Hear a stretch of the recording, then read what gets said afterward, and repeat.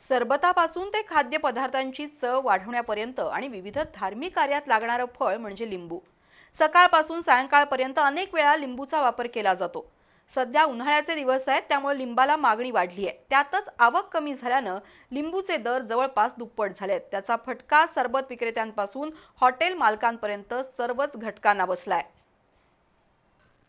मार्च ते जून हा उन्हाळ्याचा कालावधी लिंबूच्या मागणीचा शिखर काळ मानला जातो. या काळात लिंबू सरबत, थंड पेय आणि घरगुती वापरासाठी लिंबूचा मोठ्या प्रमाणावर वापर होतो.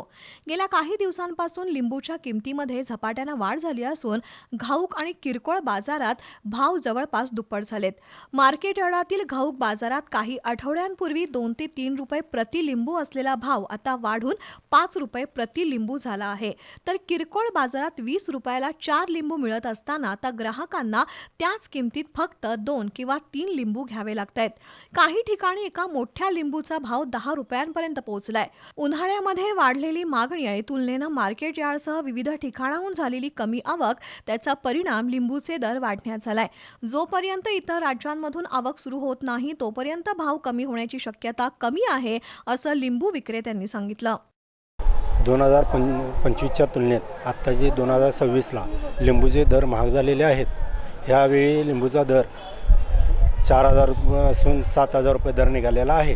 ह्यामध्ये मीडियम साईज, मोठी साईज लिंबूचा दर 20ला 3-4 आहेत, तर मोठी साईज लिंबू हे 50ला 5-6 आहेत. सध्या कोल्हापुरात लिंबूचा पुरवठा प्रामुख्यानं सोलापूर तसंच कर्नाटकातील घटप्रभा आणि विजापूर, त्याचप्रमाणे आंध्र प्रदेशातून होतो. तिथून कमी पुरवठा होत असल्यानं बाजारात लिंबूची टंचाई निर्माण झाली आहे. लिंबूच्या वाढत्या किमतीचा परिणाम थेट खाद्य व्यवसायावरही झालाय. लहान उपहारगृहांपासून ते रस्त्यावरील हातगाड्यांपर्यंत सर्वच विक्रेत्यांना लिंबूच्या भाववाढीचा फटका बसलाय.